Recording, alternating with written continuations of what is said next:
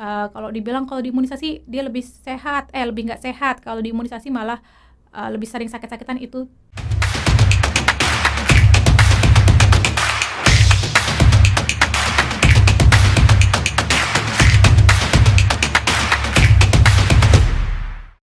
Halo Bunda, selamat datang kembali di podcast Halo Bunda, spesial persembahan dari Generas sebagai teman Bunda mendampingi tumbuh kembang si kecil. Kali ini kita kedatangan dokter spesial ya, spesialis anak maksudnya. Dokter Fatima. Halo Mbak Agni, apa kabar? Alhamdulillah. Dokter gimana kabarnya? Alhamdulillah sehat Mbak Agni. Mudah-mudahan sehat-sehat juga yang lain ya. Amin. Semoga bunda-bunda yang nonton juga sehat selalu ya, baik pikiran, perasaan ya kan, maupun fisik gitu ya. Karena ketiganya tuh penting banget ya untuk tetap waras ya dok ya. Betul banget Mbak Agni. Oke. Kesibukan sekarang pasti praktek ya dok ya. Karena ini spesialis anak mungkin ya dok. Apa dokter Fatima ini fokusnya di tumbuh kembang anak atau apa? Ya. Saya perkenalkan dulu sebelumnya ya bunda-bunda semua ya. Ya Mbak Agni, saya izin perkenalan juga. Saya Dr. Fatima Hidayati, dokter spesialis anak. Saat ini saya berada di divisi paru-paru anak sih ya, di Rumah Sakit Umum Pusat Fatmawati. Dan saya juga bekerja sebagai dokter anak umum di Klinik Smart Pregnancy Kebagusan. Selain itu saya juga konselor laktasi dan CIMI ya, kalau mungkin ada yang tahu ya, Certified Infant Massage Instructor. Jadi yang untuk ngelatih pijat bayi pada bayi. Gitu. Aku kira cuma dukun anak aja gitu. Ya sudah sertifikasi pijat gitu ya. Ternyata lumayan. Dokter spesialis anak juga gitu ya. Untuk ngajarin. Untuk ngajarin. Ngasih pelatihan gitu ya. Ke dukun anak. Ke orang tua tentunya. Ke orang tua maksudnya. Oke nih dok, berarti kan dokter ini spesial untuk ya memantau gitu kan kesehatan paru-paru pada anak. Biasanya yang sering terjadi nih dok di pasien-pasien dokter tuh apa sih? Gitu. Ya karena sebenarnya sih kalau masalah penyakit paru-paru banyak ya Mbak Agni. Ya mungkin dari batuk pilek yang biasa, atau mungkin ke arah yang alergi kayak asma, atau sampai yang banyak banget saat ini masih cukup banyak kasusnya yaitu TBC, tuberkulosis. Padahal kan pemerintah ada rencana program untuk mengeliminasi TBC di tahun 2030, tapi sejauh ini sih masih cukup banyak kasusnya. Dan itu nurun ke anak ya dok ya? Bukan turun. Kalau TBC itu ditularkan. Jadi kalau memang ada orang dewasa di rumah yang sakit TB, misalnya bapaknya atau neneknya atau kakeknya, itu bisa ketularan anak di sekitarnya. Jadi bukan diturunkan. Memang sih mungkin bapaknya TB, tapi anaknya tuh bukan diturunkan TB-nya, tapi ketularan bapaknya. Begitu.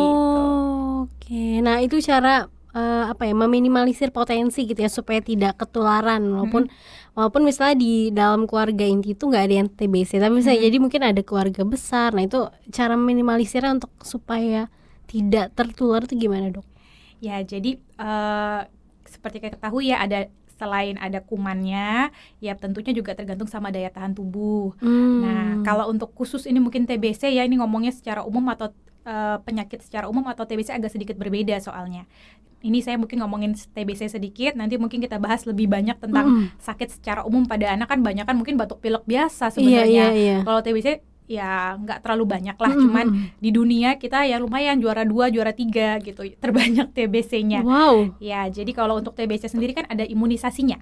Imunisasi BCG itu diberikan sebelum 1 bulan, rekomendasi dari WHO gitu. Kalaupun misal ada bapaknya TBC, ya mungkin perlu diobatin. Dan kalau ada balita yang tinggal serumah dengan penderita TBC, dengan orang yang sakit TBC ya, perlu diberikan pengobatan pencegahan, namanya kita bilang terapi pencegahan gitu. Itu salah satu untuk mencegahnya. Selain itu ya kita tingkatkan daya tahan tubuh. Nanti mungkin yang akan kita bahas secara umum. Iya benar. Nah, ngomong-ngomong daya tahan tubuh gitu, sebenarnya penjelasannya seperti apa sih dok? Kayak sistem imun tuh seperti apa gitu kan? Iya nih harus minum ini, minum ono dan lain-lain gitu ya, supaya nih daya tahan tubuhnya bagus gitu. Sebenarnya gimana sih penjelasannya dok? Iya betul, daya tahan tubuh ya, atau kita bilang imunitas bahasa kerennya gitu ya, immunity bahasa Inggrisnya. Jadi daya tahan tubuh ini gunanya dibekali oleh Tuhan ya untuk diri kita melawan kuman-kuman yang masuk. Misalnya ada bakteri, bisa virus, bisa parasit, atau yang lain-lain ya, kurang lebih kita sebut dengan kuman. Nah, kalau kuman, kita kan namanya tinggal di lingkungan pastinya terpapar dengan kuman-kuman. Itu kan hal yang nggak bisa kita hindarkan. Nah, untuk kita nggak kena sakit dari kuman itu, maka daya tahan tubuh kita lah yang harus bekerja. Daya tahan tubuh itu sebenarnya udah ada jenisnya ya, kurang lebih ada yang didapat dari lahir, dibawa dari lahir. Itu namanya daya tahan tubuh alamiah, atau bahasa Inggrisnya mungkin innate immunity gitu, daya tahan alamiah yang dibawa. Jadi bayi baru lahir pun udah diciptakan sama Tuhan, udah dibekelin sama daya tahan tubuh. Nah, tapi memang daya tahan tubuh bayi itu berbeda dengan dewasa karena fungsinya belum mateng. Biasanya akan membaik, menguat tentara-tentara pertahanan tubuhnya seiring dengan usianya. Biasanya daya tahan tubuh itu akan seperti bayi ini akan seperti orang anak-anak lainnya kalau seandainya kurang lebih usianya 6 bulan ke atas gitu. Dan ini diperkuat jangan lupa dengan ASI gitu ya. Jadi ASI atau air susu ibu ya, mam semua sangat memperkuat daya tahan tubuh bayi karena dia banyak mengandung IgA ya, di kolostrum biasanya ya. Kalau ASI yang pertama kali namanya kolostrum yang warna kuning, itu banyak daya tahan tubuhnya. Salah satunya immunoglobulin A, dia untuk pertahanan terutama di saluran cerna. Jadi bayi-bayi yang dapat ASI biasanya lebih jarang kena diare, mencret, infeksi saluran telinga, infeksi saluran napas, sampai dengan infeksi otak atau meningitis. Nah, infeksi daya tahan tubuh yang alamiah ini selain tadi diperkuat dengan ASI, itu banyak sebenarnya macamnya. Salah satunya ya kita misalnya kulit itu juga daya tahan tubuh sebenarnya. Pertahanan tubuh kita dari kuman-kuman atau dari lingkungan ya. Kemudian kita juga dari mukosa hidung itu ada buat pertahanannya. Di saluran mukosa, saluran cerna kan biasanya kalau dari kita terpapar dunia luar kan biasanya terbanyak dari saluran cerna sama kulit biasanya, karena kan luas permukaannya. Nah, di saluran cerna pun yang secara umum juga ada asam lambung, itu juga sebenarnya fungsinya untuk melindungi kita. Jadi kalau ada kuman yang masuk, mungkin jumlahnya sedikit, akan dimatikan dengan suasana asam dari asam lambung gitu. Jadi pun di saluran cerna banyak sistem-sistem imun kita yang bekerja gitu ya. Jadi banyak namanya bercak payer ya, atau payer patch itu buat daya tahan tubuh. Terus di amandel kita itu juga buat daya tahan tubuh. Jadi amandel kayak sebenarnya fungsinya kayak kelenjar getah bening yang dia untuk melawan kuman-kuman yang masuk ke badan kita gitu. Dan ya nanti juga banyak, salah satunya di peredaran darah kita, dia bekerja 24 jam. Pertahanan tubuh kita ya itu biasanya dari komponen sel darah putih yang kita sebut leukosit gitu. Nanti ada turunan-turunannya ya, intinya dia bekerja untuk melindungi kuman secara tidak spesifik. Artinya ya kalau ada kuman, dia badan kita akan berusaha mematikan kumannya awalnya. Kemudian kalau memang kumannya bisa dikenali oleh sel memori badan kita, nanti misalnya ya, kita kena nih campak, ada infeksi campak gitu.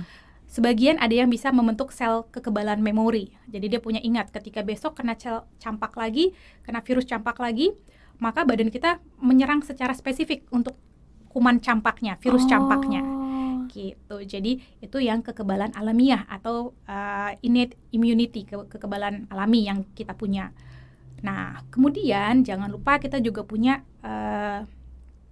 kekebalan yang didapat gitu ya.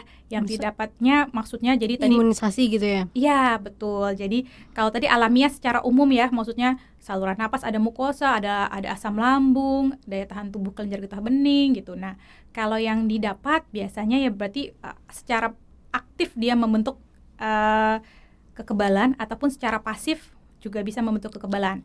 Yang secara aktif contohnya tadi kalau misalnya terkena penyakit, badan kita secara aktif bentuk antibodi yang spesifik untuk nggak kena penyakit itu lagi atau kuman itu lagi. Kalau yang pasif, yang semi pasif juga ya, itu bisa dimasukin antibodi langsung kayak misalnya immunoglobulin. Langsung dia melawan kumannya, antibodinya dimasukin. Tapi yang aktif lain juga salah satunya selain tadi kena terinfeksi secara alamiah, bisa juga dengan imunisasi gitu. Jadi kalau imunisasi biasanya kita memasukkan kuman yang dilemahkan atau bagian dari kuman atau protein atau polisakarida, kita bilangnya dindingnya bagian dari kuman lah, itu dimasukin ke badan anak biar seolah-olah menyerupai infeksi alamiah, tapi tentunya pastilah lebih ringan lah ya. Kalau infeksi alamiah kan kuman utuhnya masuk, jumlahnya mungkin banyak, tapi kalau imunisasi ya jumlahnya sudah dihitung dengan dosisnya, bukan kuman hidup tapi kuman yang sudah dilemahkan gitu ya. atau kuman mati bagian dari kuman. Jadi diharapkan mirip sifatnya seperti infeksi alamiah, tapi badan kita tetap bisa membentuk respon antibodi gitu. Pertahanan yang nanti suatu saat misalnya, kan kita nggak berharap anak kita kena campak dong.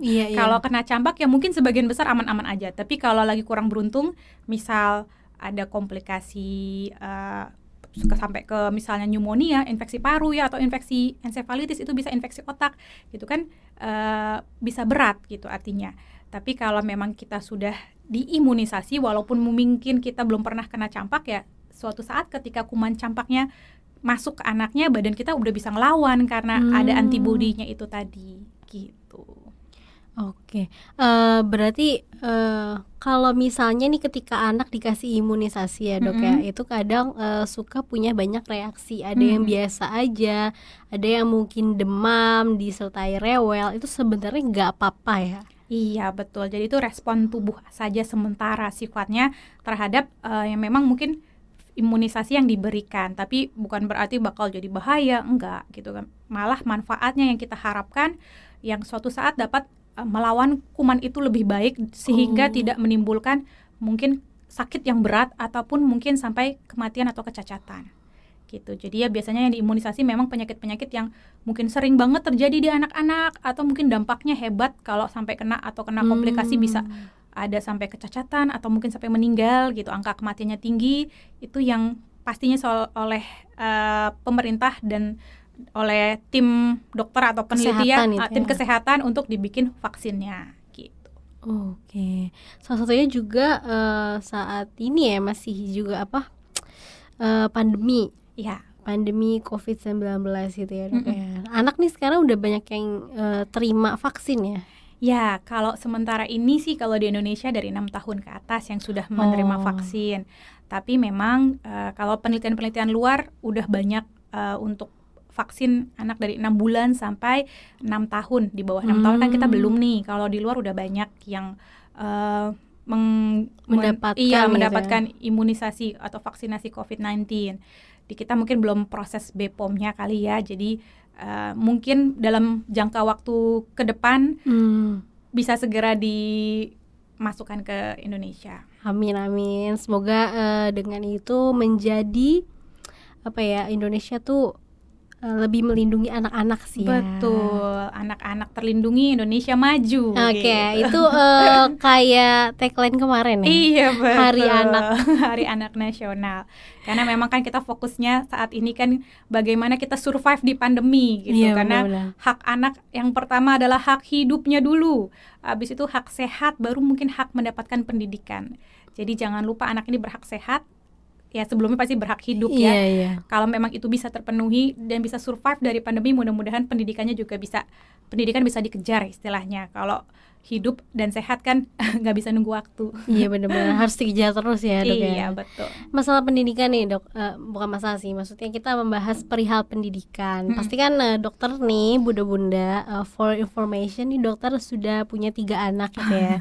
Dan anak usia sekolahnya udah 2 ya dok ya. Iya betul Mbak Agni. Nah gimana nih cara dokter untuk mensiasati waktu sih ya, atau menyesuaikan kesibukan dokter dengan tetap memperhatikan tumbuh kembang anak-anak dokter gitu kan ya. Nah silakan dok, boleh ceritain? Oh iya boleh tentunya. Jadi ya memang sebagai ibu yang bekerja tentunya tantangannya juga beda ya dengan tidak inikan ibu yang di rumah ya, maksudnya, tapi tetap ibu bekerja kan harus lebih bisa membagi waktu. Mungkin kalau ibu yang di rumah bisa banyak waktu bersama anak-anak, bisa membersamai tumbuh kembangnya, bisa memantau gitu. Tapi jangan lupa ibu bekerja juga, kita sebagai ibu tetap ada kewajibannya, ada prioritas. Mungkin bekerja memang perlu mungkin ya dengan tujuannya masing-masing gitu, tapi memang kita harus memprioritaskan anak-anak, terutama juga tumbuh kembangnya.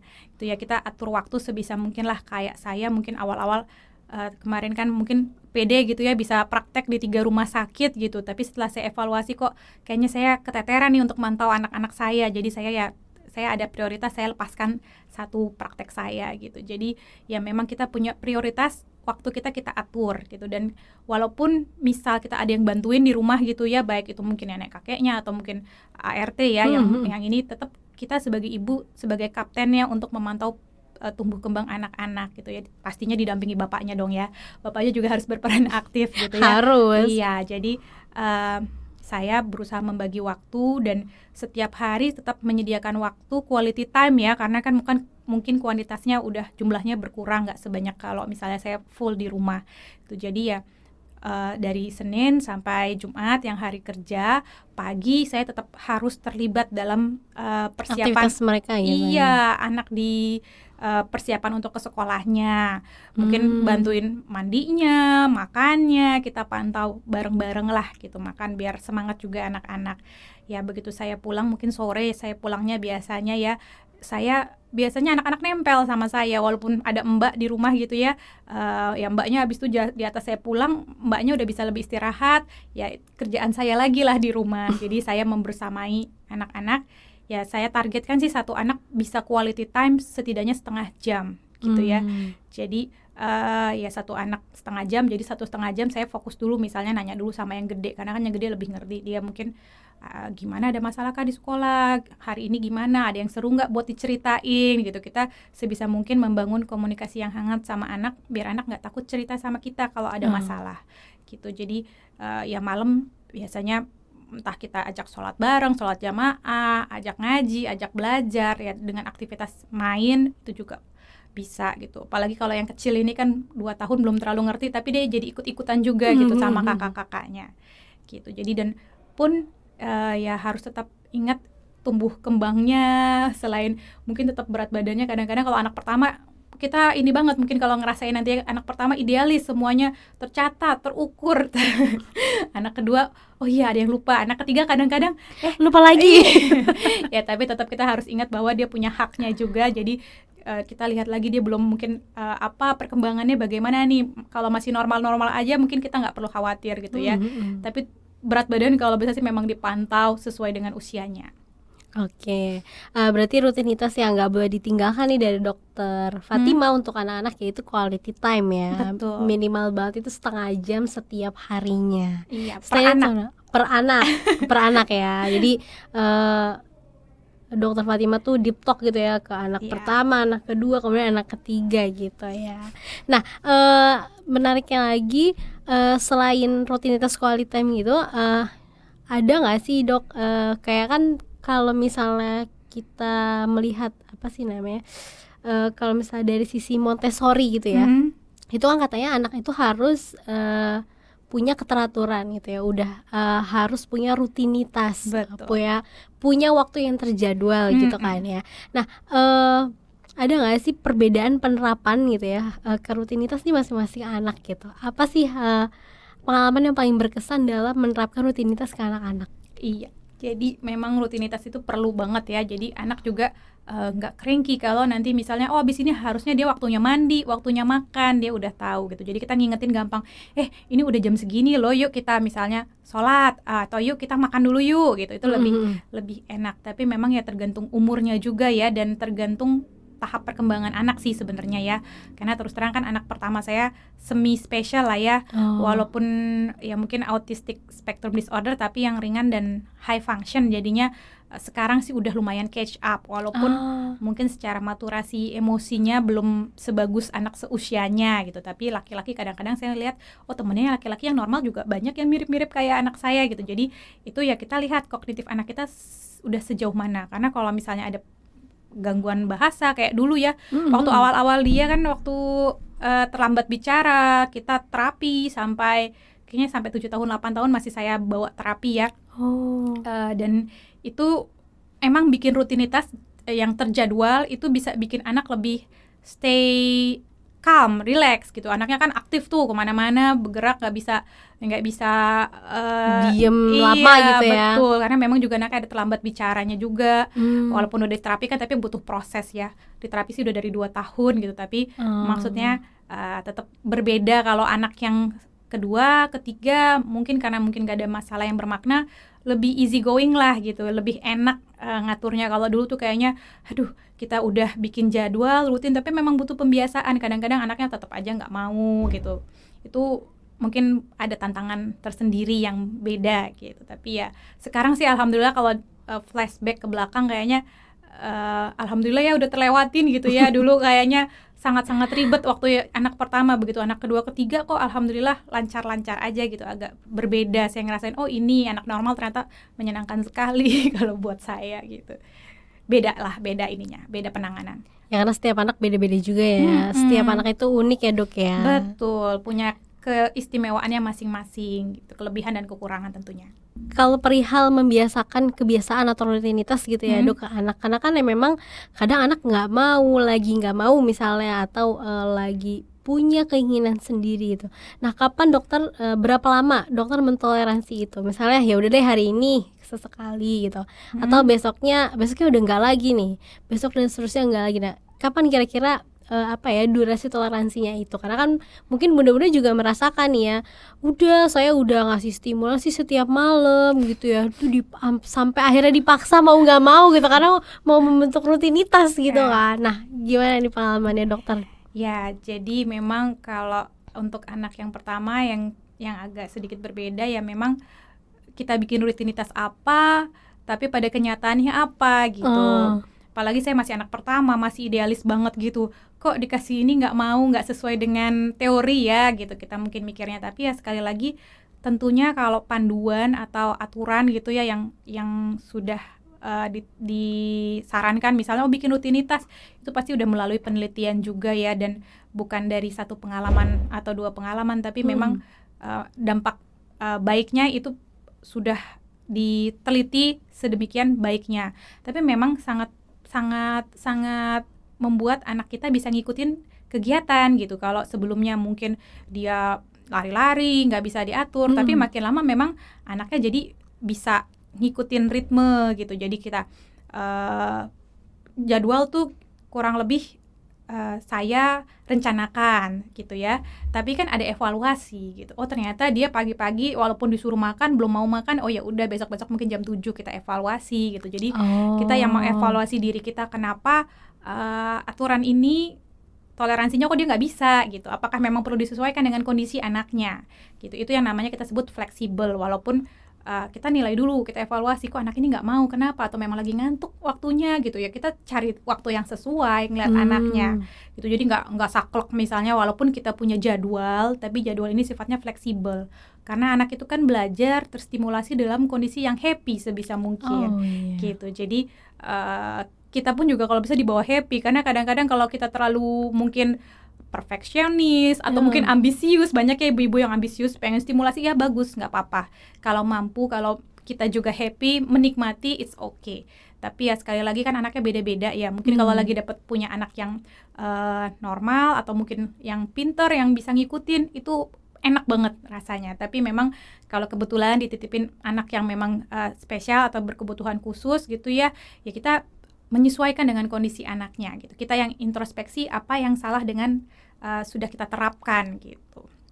Jadi ya mungkin biasanya kita lihat dulu nih, kalau toleransi misalnya ini dulu kita tetap bahasakan ke anak gitu ya, ini harusnya begini dengan alasan. Biasanya anak bisa lebih mudah menerima, ternyata harus begini. Tapi kalau memang anaknya resisten ya, kayaknya menolak atau nggak mau, ya nggak apa-apa, kita siasati dengan yang lain.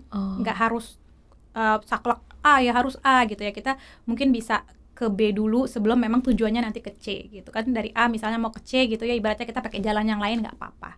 Besok kita evaluasi, kita ubah strategi kita.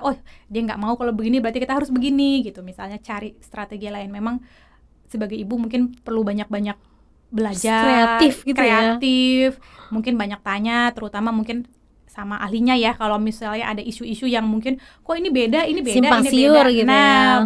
Betul. Oke, kita balik lagi ke pembahasan tentang daya tahan tubuh. Kan pasti ibu-ibu mau lah ya anaknya tuh selalu sehat gitu kan. Udah sehat, berat badannya sesuai usia gitu kan. Tingginya juga gitu ya. Tidak stunting ya, Dok ya. Nah, sebenarnya ada nggak sih mitos-mitos yang ada di masyarakat gitu ya tentang imunitas atau daya tahan tubuh ini? Ya, jadi kalau mitos-mitos yang saya mungkin pernah dengar ya, mungkin Mbak Agni bisa mengkonfirmasi ada, oh dok saya dengar ini dok, bener nggak sih? Nah itu juga bisa nanti ditambahkan. Mungkin yang saya sering dengar salah satunya kita atau anak ya harus rutin mengkonsumsi suplemen atau vitamin tambahan agar daya tahan tubuhnya kuat. Ya tentunya itu mitos ya, karena ya kalau memang misalnya anak makannya baik, bisa bervariasi gitu ya, terutama buah dan sayur, ya nggak perlu tambahan suplementasi vitamin, karena vitamin memang kan termasuk mikronutrien, dibutuhkan dalam jumlah kecil tapi tetap dibutuhkan gitu. Jadi ya kalau memang bisa tetap makan sumber-sumber vitamin dan mineral dalam jumlah yang cukup, ya nggak masalah gitu, nggak perlu rutin setiap hari gitu. Itu yang pertama.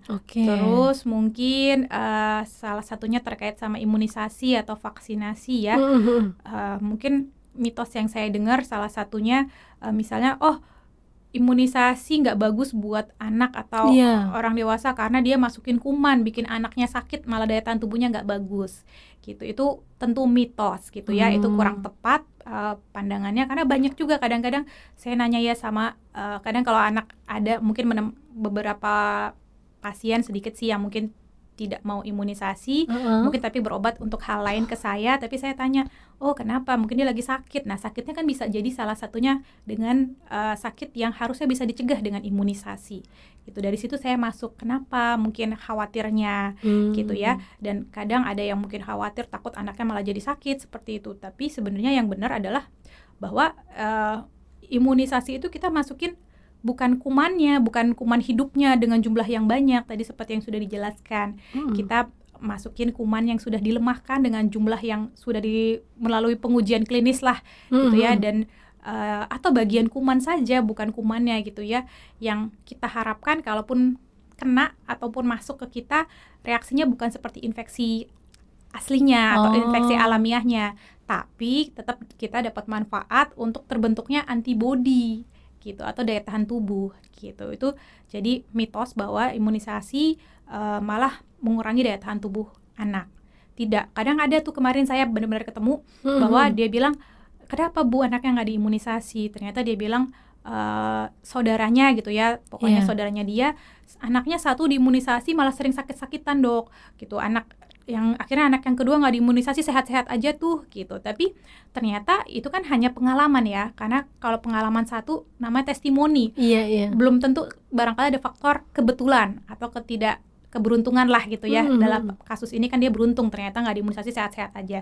Mungkin karena terlindungi oleh daya tahan tubuh orang di sekitarnya. Tapi kasusnya pada pasien saya ini, anaknya ya nggak diimunisasi juga ceritanya, ya sakit sesuai sakit pertusis gitu, ibaratnya ya berarti anaknya tidak terlindungi dan tetap sakit-sakit juga, ya memang tidak dipengaruhi oleh misalnya kalau nggak diimunisasi jadi bagus daya tahan tubuhnya, lah ini yang tidak diimunisasi pun tetap sakit-sakitan juga gitu. Jadi memang kalau dari penelitian kan itu berdasarkan bukan pengalaman saja, tapi dari jumlah kasusnya sudah ada jumlah minimal kasus, sistemnya juga meminimalkan kemungkinan terjadinya karena kebetulan atau faktor peluang gitu. Jadi penelitian itu bukan cuma 1-2 kasus, tapi mungkin sampelnya bisa ratusan, ribuan, bahkan jutaan gitu. Jadi nggak usah khawatir kalau dibilang kalau diimunisasi dia lebih sehat, lebih nggak sehat, kalau diimunisasi malah lebih sering sakit-sakitan, itu tidak benar gitu, salah.